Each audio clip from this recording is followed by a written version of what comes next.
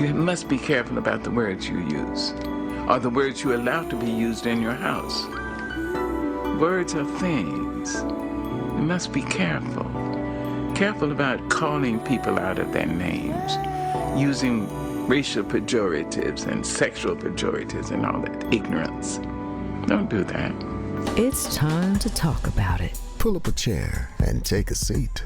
We're serving up recipes for life. With Hampton University's Dr. Richard Mason and Dr. Tamara Williams. Welcome to the Sunday Brunch. This is Dr. Tamara Williams. And this is Dr. Richard Mason. And welcome back to the table for another edition of Sunday Brunch with the Good Doctors. The good doctors. Hey, bro. Hey, how's it going? I would like to tell you all is well. I can tell you that all will be well. We've got a couple losses in the family this week. So, you know, life is life for some people, but I can say all will be well because this is a part of our process. So I'm trusting the process and moving through it. Look, that's what we do, you know, and we always know that sometimes it's okay not to be okay. And we have to be the ones to tell people and remind them. And I have no problems reminding them that we're people too. And things happen in our lives too. So, yeah. Exactly. We just have to find that space that we just know that, hey, we're going to have our moments, we're going to have our time, but of course we're just going to keep on rolling and keep on moving. And I'm celebrating the fact that I'm still here. What Tina Turner said, we got to be like Proud Mary. Yes. Because this train going to keep on rolling. It's going to keep on rolling. It's going to roll with or without us. That's for sure. And so I'm, just appreciating the moments of the roll and taking it in stride. And it's just a constant reminder that we just have to appreciate those around us while we have them because we have time limits. Exactly. You just never know the day nor the hour, and they could thief in the night. Thief in the night. Yeah. And what's really interesting, I'm finding and seeing, more and more younger people, that are leaving, my cousin and I were talking a few weeks ago that, he said, have you noticed that people are dying that's closer to our age now? That's what I'm trying to tell you. That's what I'm trying to tell you, how the introspection started to come because these are people who, when you're younger, you think it happens to other people. You don't really naturally associate it happening to you. As you get older and the more and more people in your age range to say goodnight, that final goodnight, it becomes more and more of a reality. We have fewer summers and we're getting closer to that process. So we can't always think it's the older people. Down. Listen, I'm finding that some of the older people are outliving some of the younger people. Exactly. What I say, it's not always the leaning tree that falls. Now that's a whole word. It could be the one leaning on it. It could be the one under it. Who knows? Exactly. Sometimes it looks like it's standing tall and straight, and then it just falls. And so that's right. I guess the word of the day is be you always ready. That's right. In every situation, be ye ever so ready. Be ready. If you stay ready, you don't have to get ready. So exactly. I got my plate ready because I know they're about to put that bacon out there on that buffet. Listen, I'm gonna make my way right on over there. I smell it. You already know what I need you to bring me back. Only one of us needs to stand in that line, and then I'll go ahead and introduce our guest for the day. All right, got you covered with that biscuit and honey butter, so I will be back. Thank you. Two biscuits today. I'm feeding my feelings. All right. But on another note, sometimes we do end up laughing to keep from crying, and we do bring humor to many situations. Today, we're going to be talking about a topic that is really near and dear to our heart because we care about the babies. We care about the circumstances that people find themselves in. And we don't get to pick our families. We know we do get to pick our friends, but a lot of us are born into circumstances or find ourselves in circumstances that we don't have those type of choices. But we still need humanity and we still need to live and to be and be respected and be safe. And so we're going to have that conversation about what we need from our community today. We have some little people who need some homes. Mm-hmm. And we have some little people who had some rough circumstances. And so I'm looking forward to having this conversation because when we bring light to certain circumstances, we can do something about it. When we know better, we can be better. Exactly. And we know that we have not because we ask not. So we're gonna have a conversation of that ask today. That ask of what some people need to do if they can potentially do that. Because the other part we're gonna have the conversation about is just because you can doesn't mean that you should. Listen.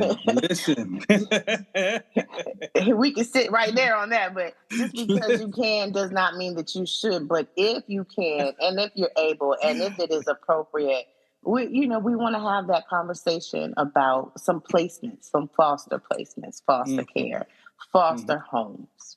Yes.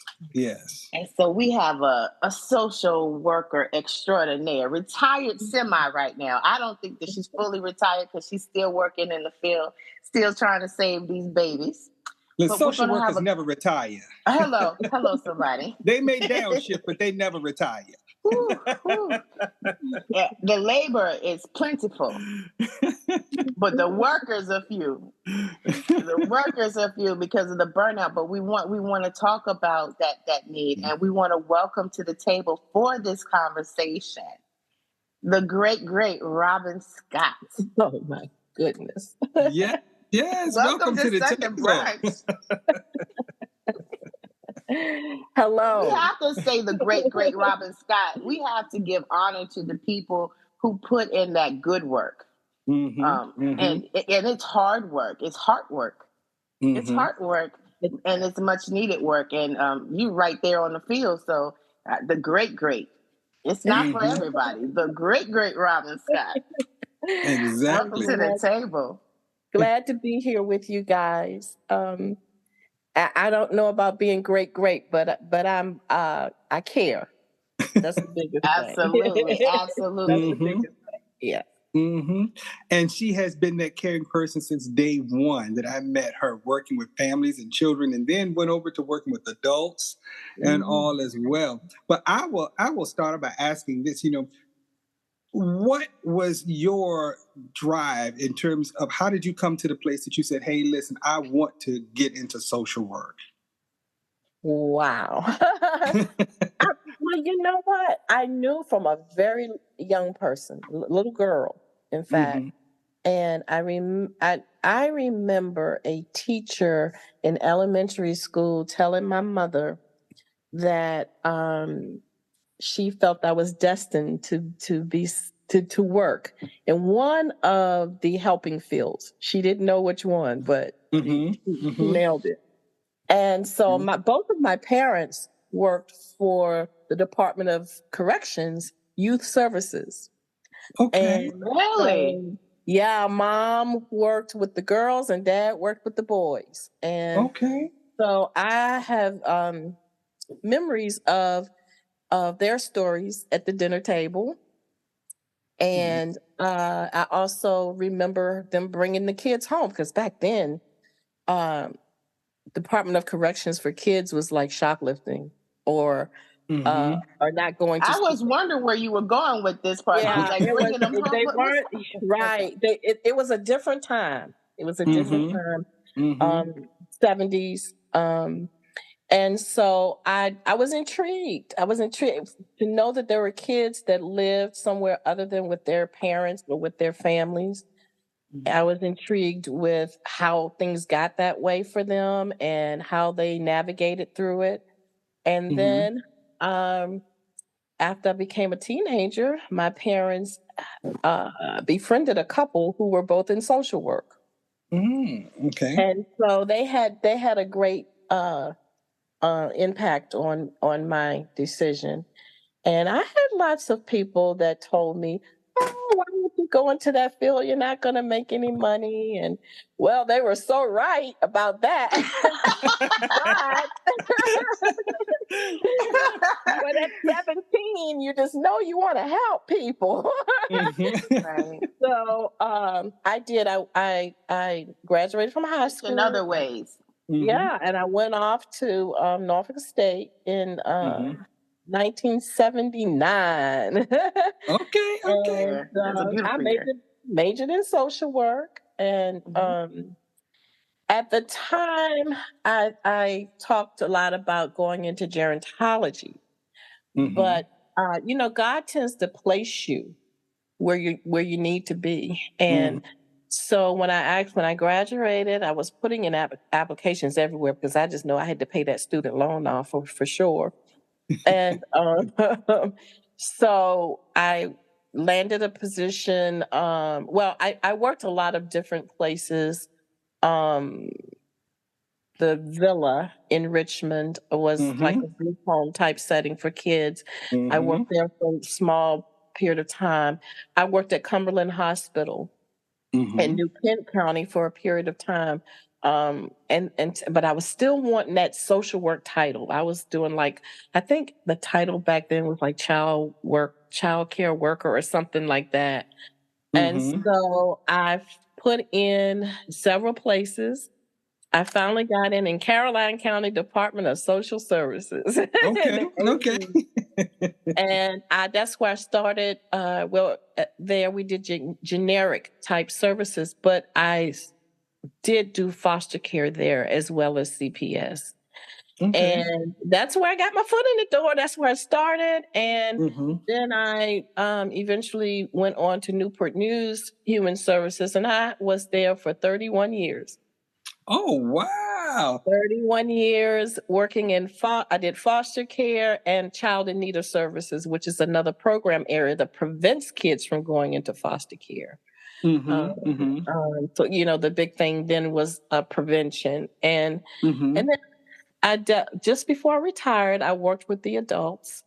And so I did get that gerontology thing going for a little bit. And then from there, I went to work for a private company, excuse me, doing foster parent training and recruitment. And I want to go back a little bit about, you said you were working with adults. Yes. What does that look like? Because we're talking about foster care, so what does that look like, social work working with adults?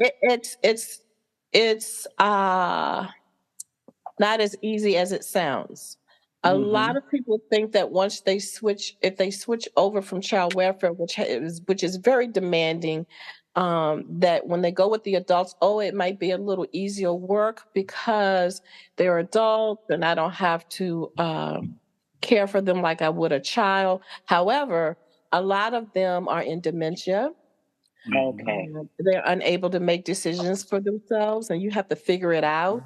You have families who have don't have a lot of resources and they don't really want to give up on their loved ones, but they don't have the resources to give them or help them in a way that will help them to end life, peacefully.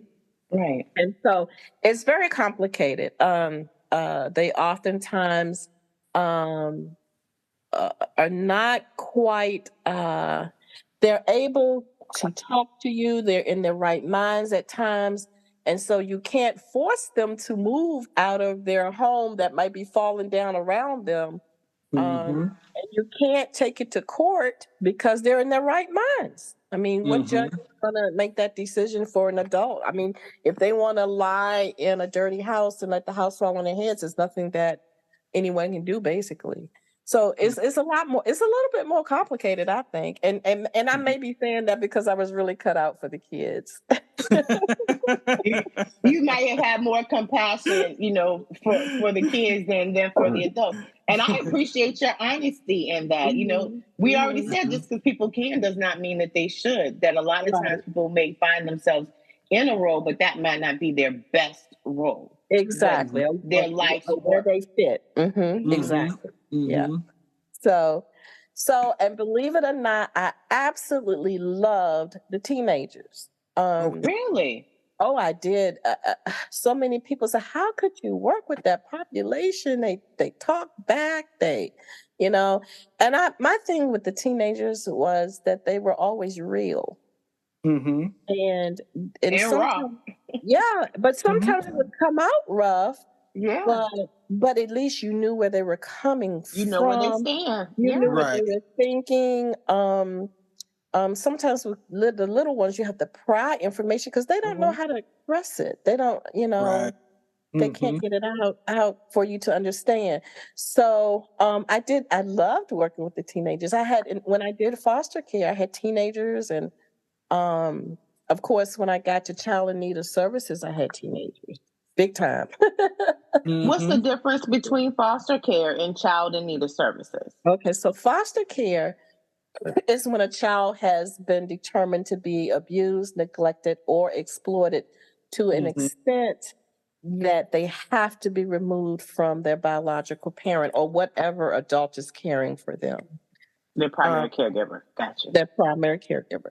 Um, child in need of services, child in need of supervision and services is a whole different program in that it touches on those families that are struggling with a child in some form, and but they're still there, and they need someone to help them hold it together until they can get better. It's a And supportive service. supportive service, and during my time it was to prevent children from coming into foster care. Mm-hmm. But we also dealt with things such as truancy, status type offenses, shoplifting, whatever they were out there doing. And we're trying to prevent them from going deeper into the criminal justice system. So Mm-hmm. that's the difference. Mm-hmm. Um, a lot of times the kids in Chins did end up in foster care, unfortunately. Mm-hmm. If we couldn't do the repair work. Mm-hmm. They would end up coming into foster care because it was probably more the parent issue than a child issue, Mm-hmm. and so it was not repairable at that time. Mm-hmm. So a decision would have to be made for a child coming to foster care. Mm, okay. Yeah. And you mentioned chins, and so that's what child in need of services is. So sometimes people Mhm. will hear, well, as some folks say, go over town and take out a chins petition. Kids petition, right? That's what Exactly. that is. Uh-huh. Yes, that's what that Yeah. is. And I understand that program may have changed some. Mm-hmm. The particular department that I worked for was one of the only departments that even had a CHINS program. Um, Mm-hmm. so I understand that some of the policies and what Mm-hmm. have you may have changed with that program now. But that's what it was when I was out there Mm-hmm. doing it. Yeah. Mm-hmm. So anyway, so then from there I ended up in recruitment of foster parents because Mm-hmm. my thing the whole time that I did social work was uh, the child is being a child. We got an adult problem, Mm-hmm. and Can you I say that one more time? One more a, time. a child. Children were being children, but we had adult Mhm. problems. Mm-hmm. Yes. And so, I'd done work in actually working with the foster child, working with the biological family, and working with the foster parents, but never on the end of actually training a foster parent on how to parent a foster child. Um, and so when I saw that position, I got a little excited, and I was supposed to be retired, but I applied for it. And Isn't that something? Your work yeah, called you out of retirement. yeah, and Mm-hmm. I mean, I was only in retirement for about a month, I think, when I went in. Didn't even count that. Unless you get a separate check, then it counts. It counts. That's right. And so I did that for about 3 years, and I thoroughly enjoyed it. But it comes a time when you have to end things. I did most of it. When I took the position, it was during the pandemic. Wow. So it was a challenge to train people through a computer because we couldn't meet up. And make sure that they were getting things done and understood the concepts, and then we were also challenged with trying to recruit foster parent during a pandemic. So Trying to get someone to open up their home when everybody has told them to close them exactly, down. exactly, yeah.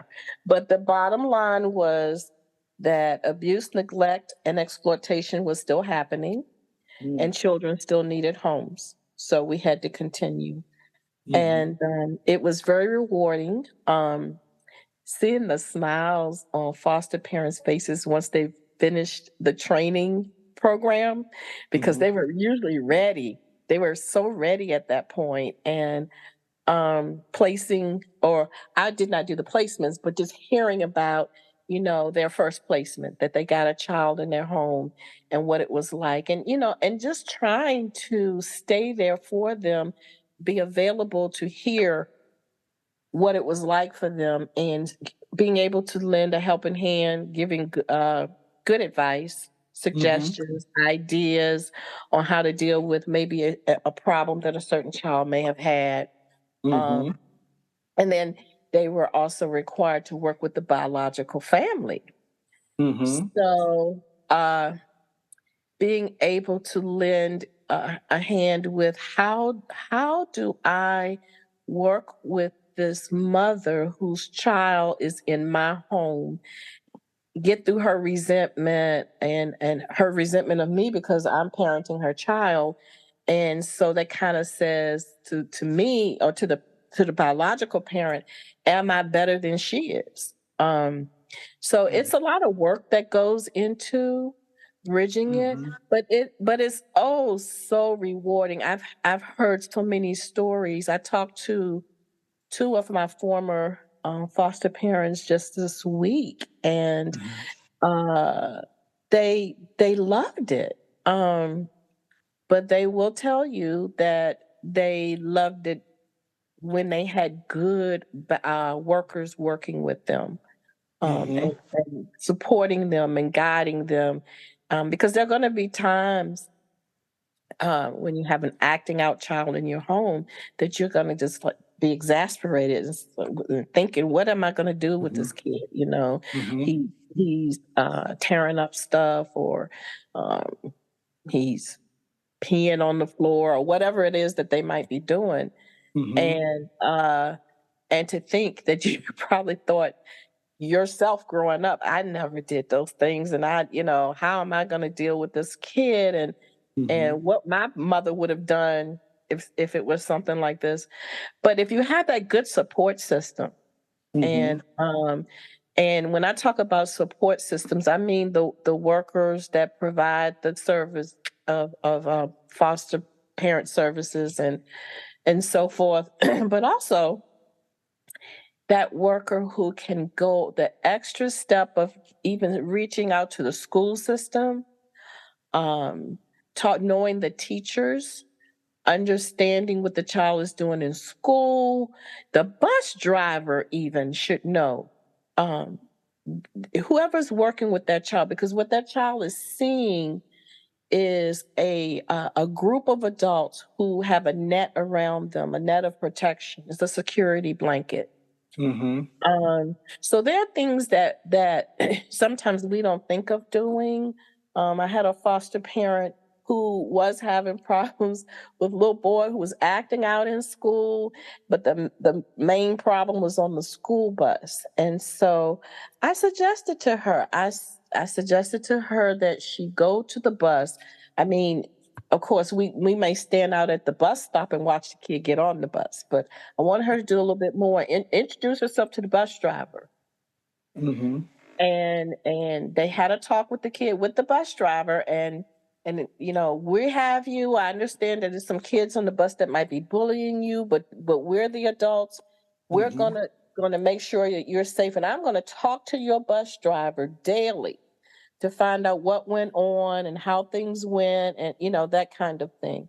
And so behavior started to get a little bit better after that. So they're just little things that you can do. And it sounds like fostering you can have a lot of support with that, which is a good thing, because I know oftentimes people think that being a foster parent means that someone's just going to drop a kid off and walk away from them. Exactly. Right. And that's not at all what good services are. And that's not what a good social worker would do.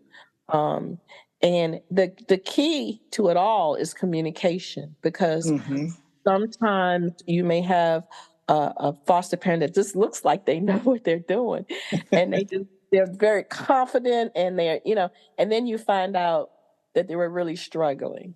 So the key is to pay attention and to communicate how you're feeling and what's going on. And I know that there's some good companies out here that's provide that kind of support to foster parents. Tell me how people get involved, I guess, in the different companies then. Is it the city then assesses the situation, and then they kind of contract to companies to try to help them assist in that? Yeah, normally what happens is it starts off actually with Child Protective Services usually, where they have discovered a child has been abused in some way or neglected. And they could not provide services in a way that could maintain the child in the home at that time. And so child would then go before the court, and the judge would make a decision that whether or not the child needed to come into foster care. And once the child comes into foster care, that's when a local Department of Human Services would be responsible for placing a child in a foster home. And what goes into that is finding out as much as possible about the child, what they're like, what the family's like, because remember, you're not just servicing the child, you're servicing the family unit. And so you wouldn't want to put a child in a home where the mother may have a problem with that particular type of person that you're placed the child with. But at any rate, so once the child goes into foster care, a lot of times the social worker has to call around to various other agencies, private companies that provide therapeutic foster care services to children. Because a lot of times, honestly, the local departments of human services just don't have enough foster parents. And then a lot of times the child has special needs that require a more specialized care. And that goes back to what I was talking about when I talked about training foster parents. Child may be having some emotional issues that a foster parent that has not been trained properly would not be able to manage. So we call various agencies that do provide that service and match up.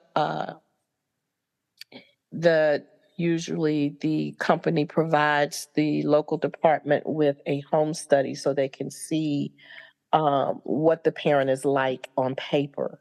And then the foster parent. I'm sorry. Yeah. And then there's conversation between the worker from the local Department of Human Services and the workers from the companies that provide the foster homes. And a decision is made which home would be best for the child. And then a placement is made. Okay. So that's kind of how that works. While you're waiting for these placements to happen, where are the children?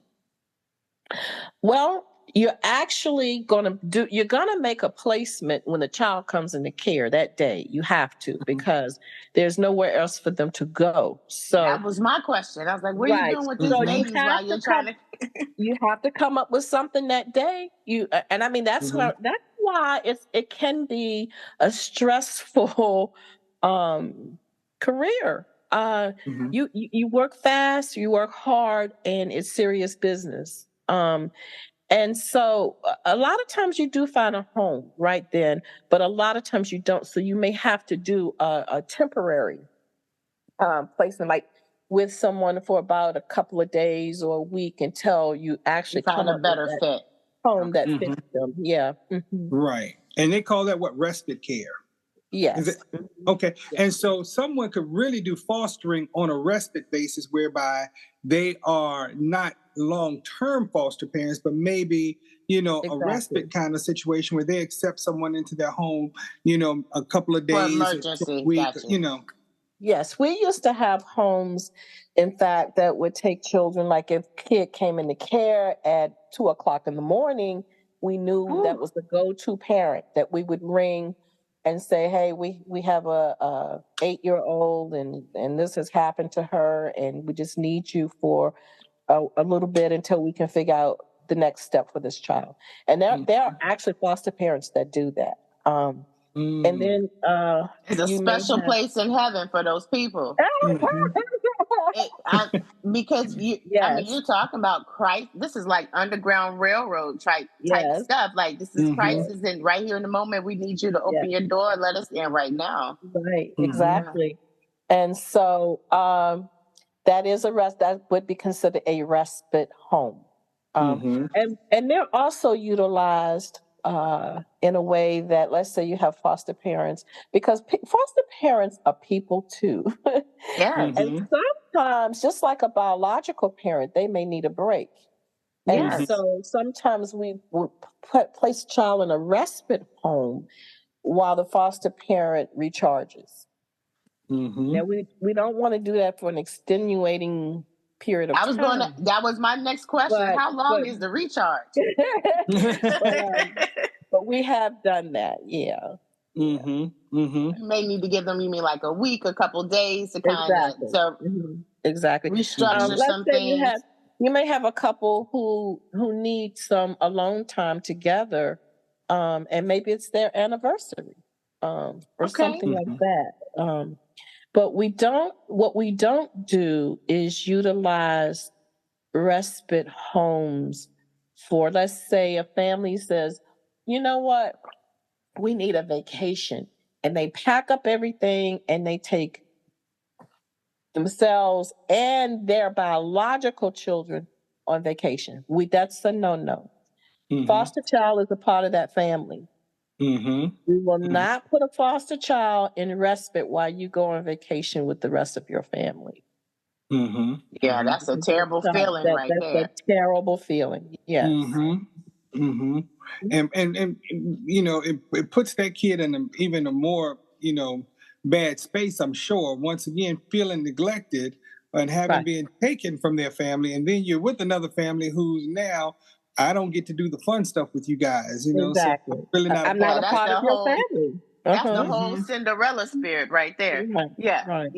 That's not a good look. You can work here, you can help us maintain this house, but you can't reap any of the benefits of being a part of family.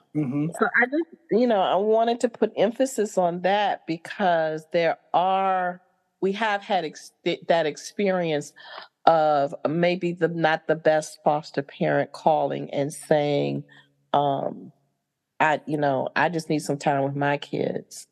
And we're going to know that foster child is a part of your family unit. Right. Okay. So families, even because I guess sometimes people may think they can be foster parents if they don't have children, but foster parents can have children of their own and foster another child. Of course. Yes. And you would be surprised at some of the biological children of foster parents who have a great knack for being foster siblings. It's almost like it's in them. They know how to jump in there with the kid from day one. And so I believe that training goes beyond a foster parent.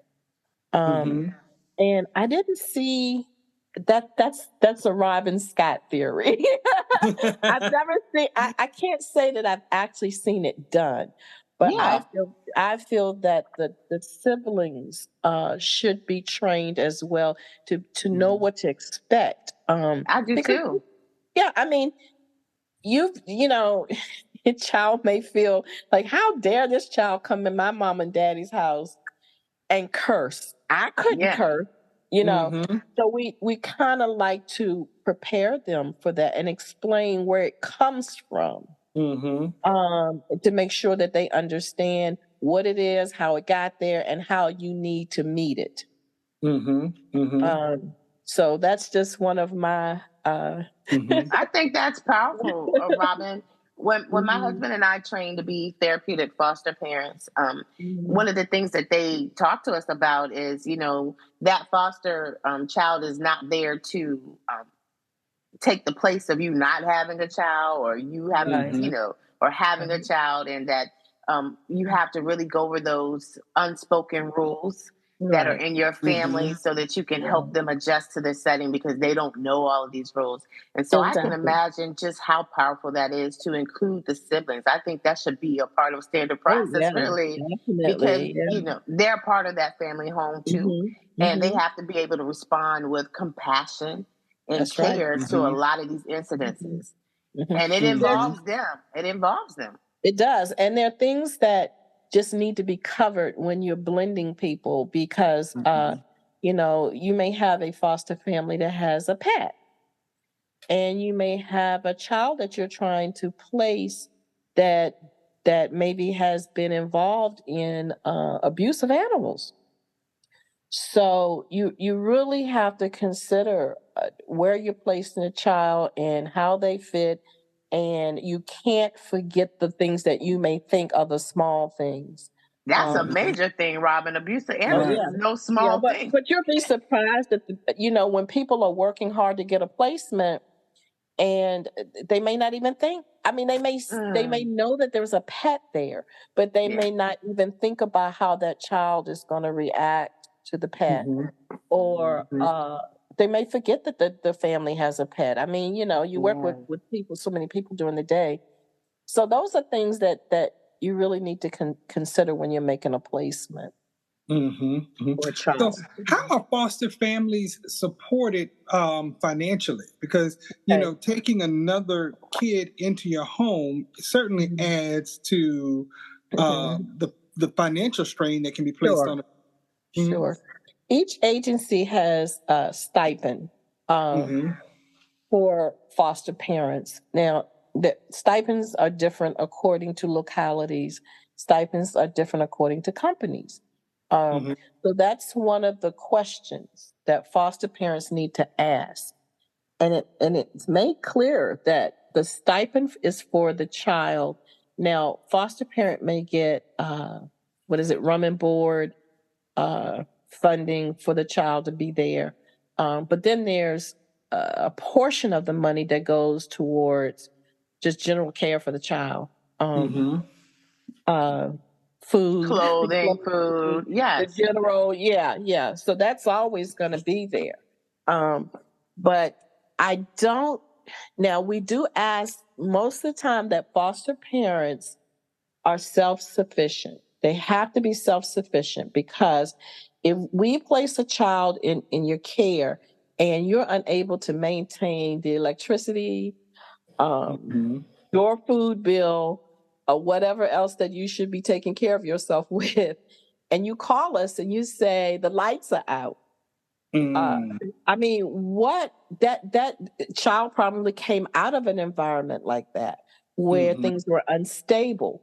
So Yes. we don't want that. So we do consider and we do look at your ability Mm-hmm. um, to care for yourself prior to placing a child in your home. So it's not that we're being nosy, but we do have to know your income status. That's And Mm-hmm. important. we That's do have to important. know your Mm-hmm. So, income yeah. status, and we have to know about how much is coming into your home, income wise, and how much is going out. We have to look at your bills and make sure that you're floating along okay. Now we don't expect you don't have to be rich. We don't expect that. Just stable. Just be stable. Because we know we're placing kids in homes. We want it to be an average American home. We don't want it to be, it doesn't have to be perfect. But we do know that, it could be a hardship on a child who has already been removed from a parent that they loved. Because no matter what a parent does to a child, the child's still They gonna still love that love them. parent. And put them in an environment that's not much better. Right. So You could have that's left me at home is how they will then right. look at that situation. You have not helped me at all. You made this more of a Exactly. challenge. And moreover, I think we need to know the income of people, because you don't want people turning children into a business. You don't want Exactly. them trying to collect as many kids as they can Exactly. to supplement their lifestyles. Because then the children feel as if you don't really care about them. You're only Exactly. looking at me for a paycheck. And believe you me, the workers are able to feel it's a vibe. You can even if you think you're covering it up. There are things that happen during the course of the placement that a worker can tell that that's what you're doing, that you are making an income, that you're not really there to care for a child, but to make extra money. And the thing about it is that, and I say this cautiously, but saying it also directly to people who are considering fostering. The agency that does that placement has every right in the world to remove that child from your care if they don't feel like they're properly being cared for. If you're taking the money, doing something else with it, in fact, it's often that you have to show where the money's going.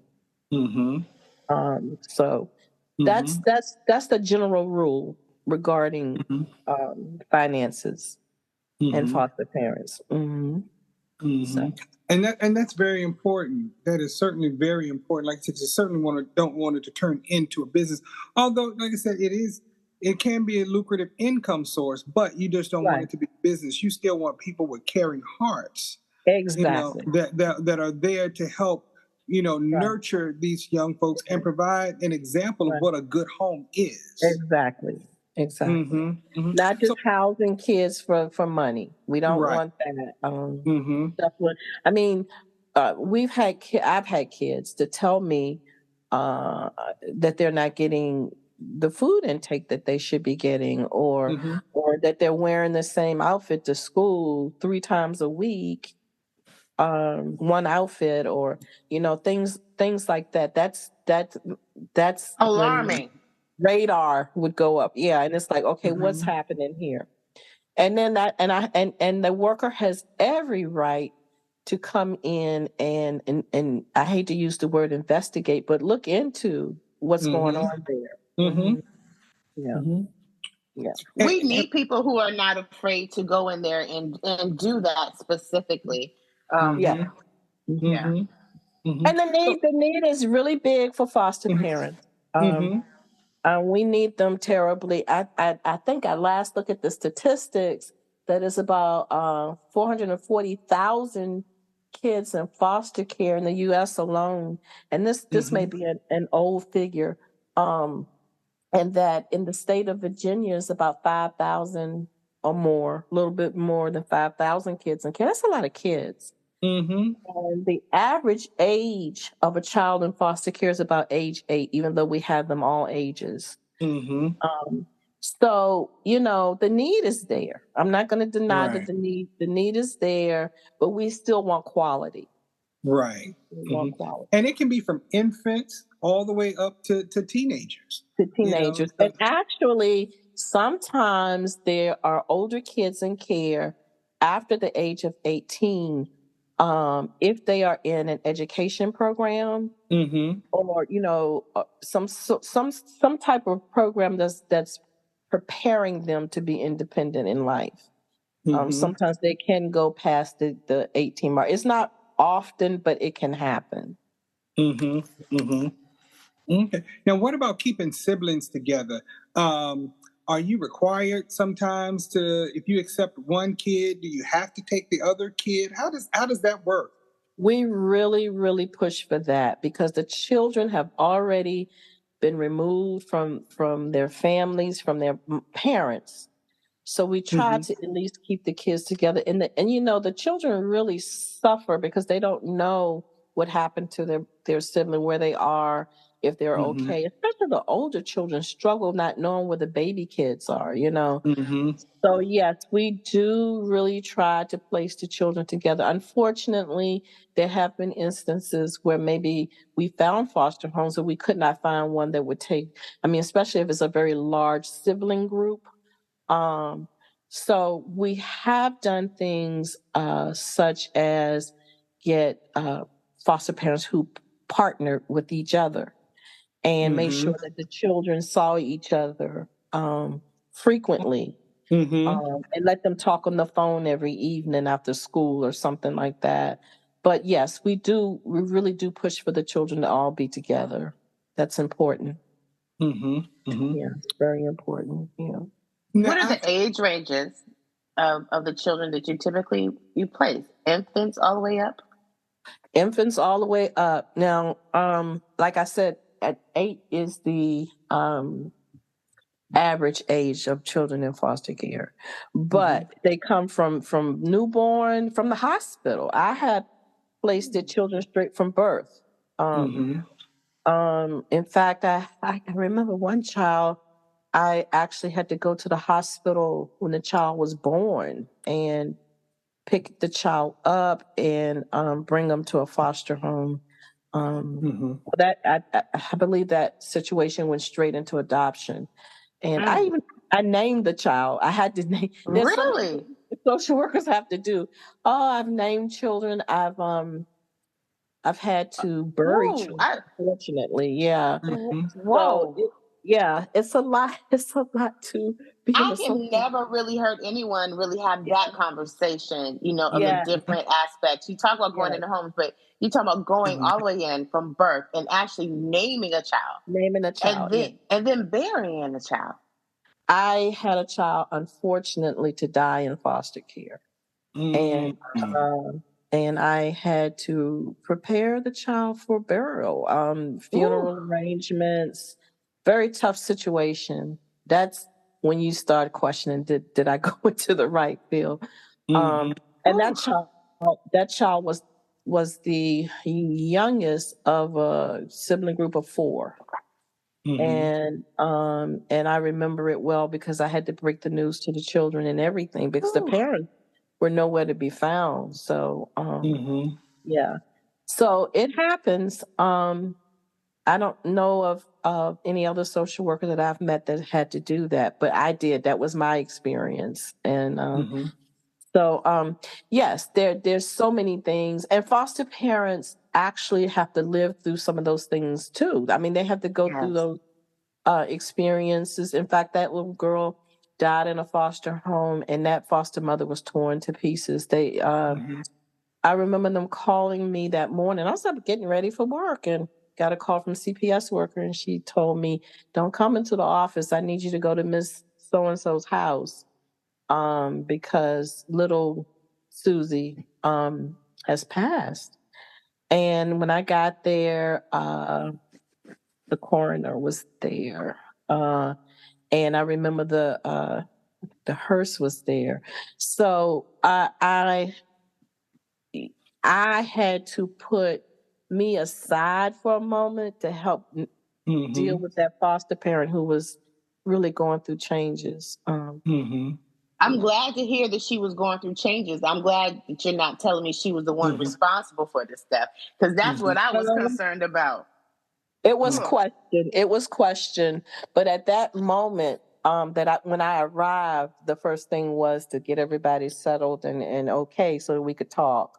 But she was not found responsible, but it was questionable at a moment there. Yeah. Okay. Well, Yeah. give us the joys of fostering because The we're joys of wrapping. fostering. The joys of fostering is when you have been a foster parent for a period of time to the extent that children have grown up in your home and they come back after they're grown because they still see you as being a mama or a dad to them. The joy of fostering is when you were told when a child was placed in your home that they were slow, they weren't able to make it in school, or they were having a hard time, and you work with that kid, and then they do something special to get ahead in school, and you feel like you have helped them get there. You know, joy of fostering is when you get a teenager in your home, and maybe when she came to you, she had some self-esteem issues, and she was like maybe having sexual relations with all sort of boys everywhere, anytime, any day.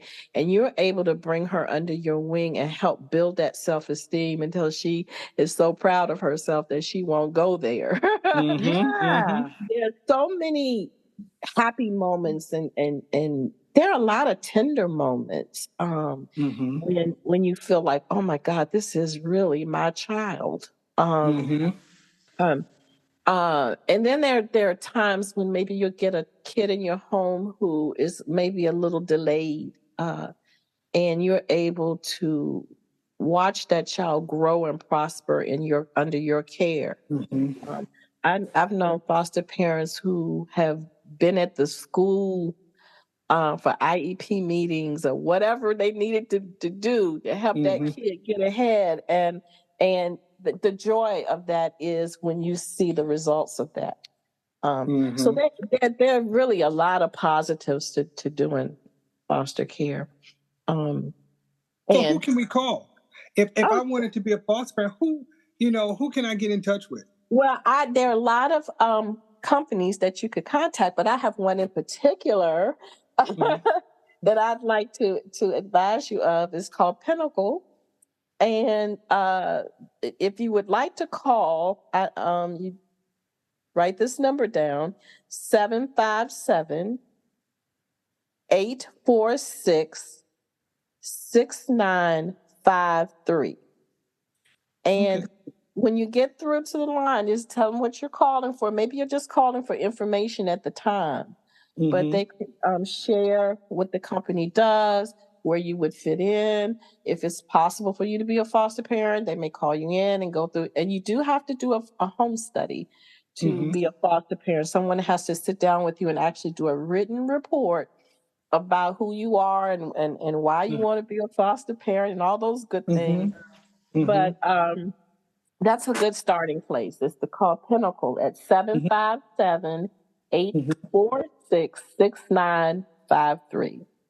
Okay. Robin, do you need to be married to be a foster parent? No, you can be single, you can be married. More recently, we have been able to open some homes where I was at one point for same-sex couples. Because children, we're not born yesterday. Children come from all different types of backgrounds, and so we try to have something that they can relate to and feel comfortable with. So it doesn't matter anything. If you have a love for children and you care about how they're going to turn out in life, then we need to hear from you.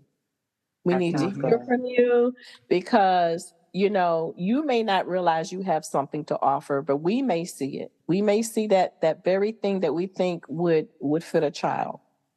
So, right. But the need is there. The need is, just think about it. Just in the state of Virginia alone, over 5,000 children in care. So, yeah, we need to hear from you. Yeah, it's such a rewarding experience.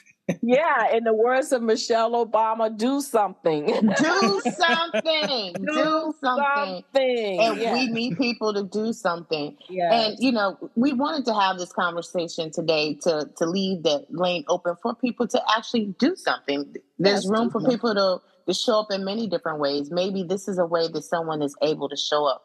And if they can, we're asking them to make that consideration. That's right. That's right. We need you to care for children, and they obviously need you to care for them. I mean, we're yelling and screaming too, because we need the help. We need team players to come in and help us serve these children. Healthy homes. Right. That's right. And the important part, you said team players, because one of the things we want to make sure people who decide to foster, they know that it is a team and they're not out there by themselves. That's right. It is a team effort. Yes. You will have a team of people that work with you in fostering, in this whole fostering process. Right. So this is exactly.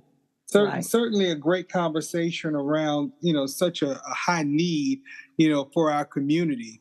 And there's so many kids who we can certainly pull out of, I guess, bad situations, and even look at, changing the trajectory of their lives by putting them into a quality home. And so certainly something we want to encourage people to do is to step up, and be that home that a kid may need, be that example. Even if it's just for respite services, just being able to be that bridge over troubled waters for that kid during that time.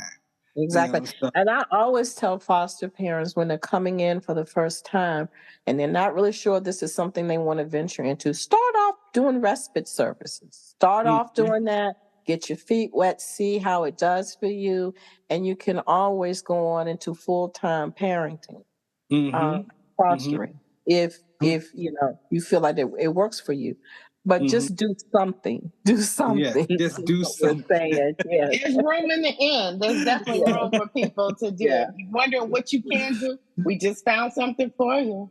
If it's for you, and if you can promise to do no additional harm, call that number 757-846-6953.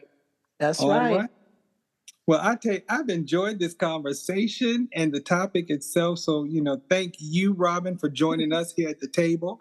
I loved every minute of it. Yes, our listeners have gotten some great information. So, just do something. That's the message for the day. That's the nugget. Do something. All right. Well, I am Dr. Richard Mason. I'm Dr. Tamara Williams. And thank you for joining us right here at the table at WHOV Smooth 88.1 FM. The essence of HU. Keep your fork.